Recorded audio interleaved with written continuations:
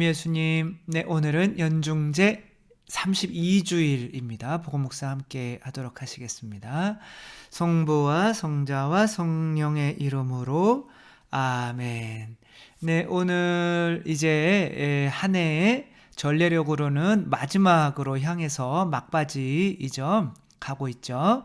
그래서 이제 심판에 관한 내용들이 이제 많이 나오게 될 텐데, 심판에 관한 내용 중에 가장 또 유명한 열처녀의 비유에 대해서 이제 이번 주 주일날은 복음 묵상을 하는 거죠.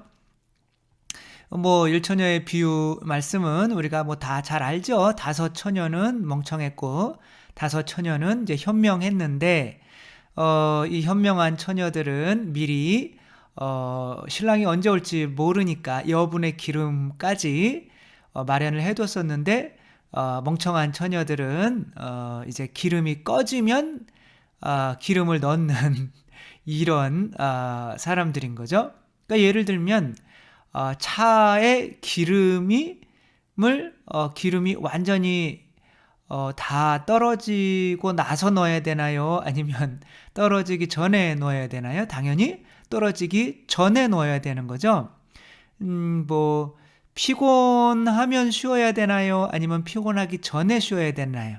피곤하기 전에 쉬어야 되는 거죠. 목이 마르기 전에 물을 마셔야 되는 건가요? 아니면 목이 말라 죽기 직전에 뭔 소리예요? 아무튼 그렇게 해야 되나요? 그러니까 배고파 죽기 전에 먹어야 되는 거죠. 혹은 병들기 전에 미리 이제 예방을 해야 되는 거죠. 그러니까 이제 그러고 나서 뭐 한다는 것은 이제 이 세상에서도 참 어리석다고 할 수가 있는데, 우리들은 약간 그렇게 어리석은 사람이 많은 것 같아요. 그죠? 막 누군가와 사이가 안 좋아진 다음에 성당에 가서 왜 이랬을까 그리고 부부싸움을 시커 해가지고 이혼 도장을 찍느냐 막느냐 해가지고 그때서야 이제 기도 안에다가 와가지고 성당에서 이제 그때서야 기도하고, 이런 것들이 다 어리석은 신앙생활의 상징인 거죠. 근데 이제 이 기름은 바로 성령을 의미하는데, 성령은 기도를 통해서 우리에게 오는 거죠. 그래서 미리 기름을 많이 마련해 둔 처녀들은 항상 기름이 떨어져서, 기름이 성령의 열매들, 사랑, 그러니까 누군가가 미워지기 전에 기쁨, 나의 기쁨이 사라지기 전에 평화, 내가 막 초조해지고 우울해지고 그러기 전에 그냥 계속 채워넣는 거죠. 근데 이제 그런 기쁨과 평화가 사라지고 누군가가 미워지고 나서 성당 가는 사람들은, 이제 기도하려고 하는 사람은 좀 어리석은 거죠. 그래서 우리들은 이렇게 해야 되는데, 이 비유에서 조금 이해가 안 가는 면이 하나가 있는데, 이 자매들이 미안한데 너희들의 기름을 좀, 신랑이 온다 이 말을 듣고 나서 너희들의 기름을 좀 나누어 줄 수 있겠니? 이렇게 물어보죠. 이것은 잘하면 그 기름을 나누어 쓰면 신랑이 와서 10명이 다 신랑을 맞이할 수가 있는 상황인 거예요. 그죠? 그러니까 물어보는 거지, 그게 꺼질 것 같으면 달라고 할 수가 없는 거죠. 그리고 그런데 이 기름이 있는 처녀들은 모질게 우리 것까지 너희에게 주면 우리도 모자라고 너희가 모자라게 될 수 있으니 너희들은 가서 빨리 사와라. 이렇게 얘기를 한단 말이에요. 모자라지 않을 수도 있는데, 근데 이제 만약에 신랑을 맞이하지 못하면 하늘나라에 못 들어가고 지옥 간다는 얘기거든요. 근데 이런 상황에서 이거 조금 같이 나누어줘도 되는 거 아닌가? 이런 마음이 들죠. 어떤 불교의 요즘에 또 유명한 목사님은 아니겠죠. 불교는 스님이겠죠. 그렇죠? 그래서 그 스님이 이런 천주교가 아니라 이제 그리스도교를 약간 비판하는 내용의 이제 그거를 잠깐 들었는데, 아니 어떻게 예수라는 분은 천국과 지옥을, 하느님이라는 분은 천국과 지옥을 만들어 놔서 지옥 가는 사람들은 고통받게 냅두고 자기는 천국에서 편안히 쉬고 있고, 이게 무슨 사랑이냐? 자기 같으면 나는 지옥에 가서 지옥에 있는 사람들을 다 구제하기 전까지는 천국에 안 갈 것이다. 이게 사랑이지 라고 하면서 약간 지옥을 만들어 놓고 지옥에 가게 만드는 지금 이 열처절 중에 현명한 처녀들이 어떻게 보면 이 기름을 안 나눠줘 가지고 쟤네들이 지옥으로 가게 냅두는 거잖아요. 근데 저런 사람들이 어떻게 천국에 갈 수가 있냐라는 의문을 제기를 하더라고요. 그 일명 맞는 것 같은데, 그분이 그렇게 제안하는 것 중에 불교에는 이제 지장보살이라고 하는 사람이 있거든요. 이제 보살은 이제 곧 부처가 이제 될 수가 있는 건데, 이 양반이 아니 내가 부처가 돼서 저 지옥불로 끌려가는 사람들을 보면서 내가 천국에서 어떻게 행복할 수 있냐? 나는 부처가 되지 않고 보살로 있으면서 지옥에 있는 모든 중생들을 다 구제하기 전까지는 내가 부처가 되지 않겠다라고 서원을 한 보살이란 말이에요. 지장보살이라고. 이제 아마 이런 개념이 이제 그 목사님이 아니라 스님에게도 있는 것 같아요. 근데 이것은 심판을 좀 잘 우리 가톨릭이나 그리스도교에서 얘기하는 심판을 잘 이해하지를 못하는 거죠. 무슨 행동을 바꾼다고 사람이 구원될 수 있는 것은 아니죠. 막 바리사 율법학자들처럼 얘가 맨날 행동을 막 바꿔보려고 시어머니 미워 죽겠는데 이번에는 한번 사랑해봐야지. 그 돼야 안 돼요? 안 돼요. 그쵸? 그리고 아무튼 저 미운 원수 같은 놈 이번에는 좀 사랑해봐야지. 그 돼야 안 돼요? 안 되거든요. 그래서 어제 그젠가요? 강론에도 말씀드렸듯이 본인이 고향인 줄 알고 있는 거위한테 거위 학습만 시킨다고 걔가 거위처럼 행동하지를 않아요. 몇 번 해보다가 안 된단 말이에요. 왜? 자기 믿음은 자기는 고향이거든요. 혹은 자기는 사람이라고 생각하고 두 발로 걷고 있는데 걔한테 나라라고 한다고 해봐 3번 퍼덕거리다가 만단 말이에요. 뭐가 바뀌어야 되는 거예요? 믿음이 바뀌어야 되는 거죠. 그래서 그 믿음이 정해놓는 것을 뭐라고 그러냐면 본성이라고 하는 거예요. 그래서 본성에 의해 심판받는 거거든요. 그러니까 사람의 모습이고 사람으로 태어났다고 하더라도 늑대한테 키워져서 자기가 늑대라고 믿으면 심판을 받을 때 얘는 사람이라고 심판을 받아야 돼요? 늑대라고 심판을 받아야 돼요? 늑대라고 심판을 받아야죠. 왜? 믿음이 늑대니까 얘 본성은 늑대고 그래서 늑대처럼 살아가기 때문에 늑대와 함께 있는 게 행복하거든요. 근데 예수님께서 가룟 유다도 야, 너 그냥 이제 가버려. 너 죄 지어. 이제 너는 끝이야. 라고 가룟 유다도 이렇게 딱 이제 더 이상은 책임져 주지 않는 순간이 있거든요. 더 이상 돌아올 수 없는 본성이 있는 거죠. 그럼 지옥에 가가지고 지옥에 있는 사람들을 구제한다라고 하는 거는 이 사람들이 구원받을 수 있는 가능성, 변화될 수 있는 가능성이 있을 때야 그러는 건데 이제 모기로 태어나거든요. 근데 그때 태어나는 모기, 우리 어렸을 때 모기는 이제 바뀔 수 있는 가능성이 있어요. 근데 이 세상에서 계속 끝까지 거부해서 자기는 예수님까지 거부해서 그냥 그 모기로 남아있기로 결정을 해서 그게 완전히 자기의 본성이 되어버려서 더 이상 바뀔 수가 없어요. 근데 그런 본성이 바뀔 수가 없는 본성들이 있잖아요. 그렇죠? 만약에 그분들이 불교에서 모기들을 자기 조상들이라고 생각하면 그럼 모기들을 이 세상에서부터 어떻게 해야 돼요? 구제하려고 노력을 해야죠. 그렇죠? 그럼 모기 떼에 있는 데 가가지고 계속 모기한테 뜯겨주면서 사랑을 깨닫게 만들어서 이 모기가 인간처럼 사랑할 수 있는 존재로 새로 태어나게 만들어야죠. 그래서 스님 중에 이렇게 모기들 한가운데로 가서 모기들을 교화시키려고 하는 분이 어디 있어요. 그렇죠? 근데 지옥에 있는 사람들은 이 모기보다도 더한 사람들이란 말이에요. 안 바뀌어요. 그렇죠? 근데 그 안 바뀌는 보기만 해도 끔찍하죠. 안 바뀌는 사람들한테 가서 교화하겠다고 하는 게 정상인가요? 아닌 거죠. 그렇죠?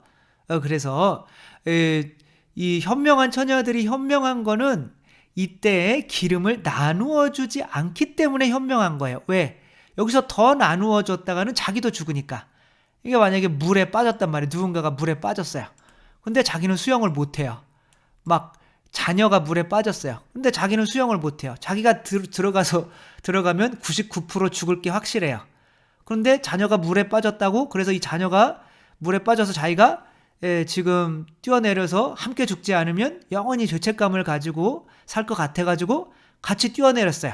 그럼 어떻게 자기가 먼저 허우적대다가 오히려 딸을 끄집어내려서 자녀를 끄집어내려서 자기는 살려고 막 그럴 수도 있거든요. 근데 그게 현명한 건가요, 과연? 아니거든요. 내가 한계를 알아서 내가 그 한계를 넘어서지 않으려고 하는 그것이 오히려 현명한 거거든요. 이건 이제 영화 그랑블루라고 하는 영화인데 1993년도인가요? 8년도인가요? 아무튼 그런 때에 릭백송 감독의 영화인 거죠. 굉장히 유명한 거죠. 이 사람들은 지금 물속에서 누가 오래 버티나 이제 시합을 하는 거예요. 그러니까 둘이 친구인데 어렸을 때부터 잠수하는 걸 즐겼기 때문에 둘이 항상 세계 선수권 대회에서 1, 2위를 차지해요. 근데 이 까만 옷 입은 사람이 더 잘해요. 이 사람은 완전히 돌고래랑 같은 심장 박동수를 가지고 있고 돌고래만 보면 환장을 해요. 너무 좋아해, 돌고래. 근데 이제 두 사람이 근데 친구니까 이제 서로 경쟁을 그냥 친구로서 하죠. 근데 경쟁을 하는 와중에 또 어떤 사람이 끼어드냐면 요한나라고 하는 사람이 이제 여자가 이제 그 아까 까만 옷 입은 옷 얘를 좋아하게 돼요. 근데 얘는 바다가 너무 좋은 거예요. 바닷속이. 그래서 근데 이제 이 여자한테 여자가 너무 좋아하는데 얘도 여자가 싫지는 않아요. 그런데 임신을 해요. 근데 임신을 해도 계속 바다에서 보내는 시간 9, 자기한테 쓰는 시간 1밖에 안 되는 거예요. 그러니까 얘는 바다에서 보내는 10시간 중에 1시간이라도 빼서 이 여자와 함께 있어주는 거를 큰 자랑으로 여기거든요. 재수 없죠, 그쵸? 아니, 죄송합니다.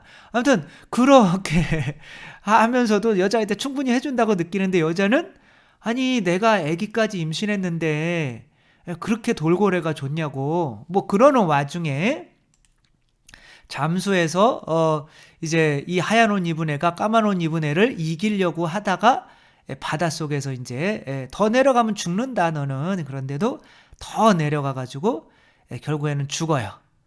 그러니까 내가 또 내 친구를 죽게 한 죄책감도 있고 이제 그러는 와중에 이 사람이 하는 말이 그래서 여자가 물어봐요. 바닷속에 내려가면 어떤 기분이냐. 그 바다는 엄마 같은 기분인데 바닷속에서 나는 올라올 때가 제일 힘들다. 나는 바닷속에서 올라오려면 내가 저 위로 올라가면 도대체 무슨 행복이 있을까라고 해서 이 밑에서 있는 행복보다 더 큰 행복을 찾아내는 게 나는 너무 힘들다. 라고 하니까 여자가 미쳐버리는 거죠. 나도 있고 당신 애기도 여기 있는데 왜 올라와야 되는 이유를 못 찾냐. 라고 하고 결국에는 이 남자가 끝까지 바닷속으로 내려가서 여기 잘 보이진 않지만 밤에 이제 내려가서 여자가 허락을 해줘요. 그럼 가라고. 그러면 이제 돌고래를 따라서 자기도 이제 바닷속으로 이렇게 가면서 영화는 끝나고 되죠. 이게 죽는 거죠, 결국에는. 물속에서. 그래서 이 바다를 사랑한 남자 너무 바다를 사랑해서 그래가지고 이 돌고래와 정말 자연과 하나 되는 이렇게 생각하는 게 좋나요? 미친 짓인가요? 이건 미친 짓이죠. 위에 그러면은 아까 바다를 좋아해서 먼저 죽은 이 친구는 엄마가 있어요. 그럼 엄마는 뭐가 돼요? 또 얘는 애기와 또 자기 애인은 뭐가 돼요? 그래서 어느 정도 되면 올라와야 되는데 그 시간을 놓치면 이제 바다에서 끝나는 거예요. 왜 올라오는 시간도 있잖아요. 그러니까 그것까지는 남겨놔야 되는 거거든요. 기름을 남겨둬야 되는 것도 마찬가지인 거죠. 근데 그것까지 다 소진해버리면 끝나는 거예요. 그게 어리석은 거죠. 그래서 이제 정말 자기도 이걸 나누어 줬다가는 자기도 물에 빠져 죽거나 자기도 지옥에 갈 수 있는 환경이 된다면 거기서 딱 끊고 선교하는 것도 끊고 강론하는 것도 끊고 이 복음을 전하는 것도 끊고 해야 된단 말이에요. 복음 자기가 성령이 다 떨어져 가지고 마음이 공허하고 막 그래 죽겠는데 그래도 나는 저들을 살려야 돼. 저들과 함께 죽어야 돼. 그러면서 가는 게 나도 그래서 모기와 하나가 되어야지. 돌고래와 하나가 되어야지. 그렇게 가는 게 현명한 게 아니잖아요. 그렇죠? 그러면 내가 과연 내 안에 있는 성령을 어디까지 내어주고 어디서 어디까지는 딱 멈추어 서서 더 이상은 내어줄 수가 없는 그 한계를 내가 정해야 되잖아요. 그것은 내가 어디까지 기도를 해서 저는 하루에 한 3시간 정도 기도를 안 하면 뭐 술 먹고 그러면 죄에 떨어지는 경우가 많은 거예요. 그래서 해다 보니까 1시간 해보고 2시간 해보고 그러니까 한 3시간 해보니까 3시간 정도 기도하면 어느 정도 대죄에는 떨어지지 않더라 이거예요. 그래서 내가 하루에 기도할 수 있는 이 3시간을 누군가가 빼앗으려고 한다라고 하면 심지어 복음을 전하는 일까지도 저는 안 하겠다 이런 거죠. 그게 현명한 거지. 그런 것을 잃어가면서 이 기도할 시간을 잃어가면서 누군가에게 갔다가 내가 죄에 떨어지면 오히려 그 사람들에게 더 악영향을 미치게 되는 거죠. 그래서 비록 이 사람들이 정말 막 우리 좀 살려줘, 우리한테 기름 조금만 나눠줘라고 하는데 모질게 돌아서잖아요.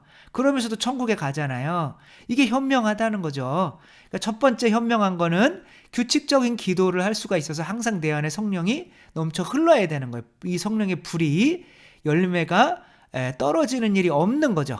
근데 두 번째 현명한 거는 내가 이 성령의 불이 꺼지는 어느 정도 되면 꺼지는지를 알아서 내 불은 다른 사람이 지옥에 가더라도 물론 이제 선교를 해야 되는 거죠. 그 한계를 알아서 내 기도 시간, 내가 정해놓은 기도 시간, 최소한의 기도 시간은 내가 무슨 일이 있어도 그거는 지켜낼 줄 아는 사람이 현명한 거다. 그래서 무슨 뭐 사랑 때문에 지옥에도 나는 가겠다.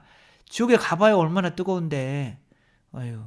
그래서 아무튼 그런 게 현명한 게 아니라는 거. 그래서 나에게 내가 성령의 불이 꺼지지 않게 꼭 지켜내야 되는 이 기도 시간은 본인들이 얼마 정도 되는지 반드시 정해서 그것을 지켜낼 수 있는 게 바로 현명한 처녀들이라는 거 생각하면서 우리들은 또 미련한 처녀들처럼 뭐 내 불까지 꺼지면서 서로 그래 같이 넘어지자, 같이 쓰러지자, 같이 죄짓자 그래 하느님은 이런 걸 원하셔 라고 하는 것이 아니라 내가 지켜낼 수 있는 성령의 거룩함은 다른 사람을 가족이라도 심지어 이렇게 하면서까지더라도 그것은 꼭 내가 지옥 가면 무슨 소용이 있어요? 영원한 생명을 잃으면 무슨 소용이 있어요? 그렇죠? 그것은 꼭 지켜낼 수 있는 현명한 처녀들인 우리가 되었으면 좋겠습니다. 주님께서 여러분과 함께 전능하신 천주 성부와 성자와 성령께서는 여기 모인 모든 이에게 축복을 내리시어 길이 머물게 하소서. 주님과 함께 가서 복음을 전합시다. 하느님 감사합니다. 성부와 성자와 성령의 이름으로 아멘. 네, 감사합니다. 사랑합니다.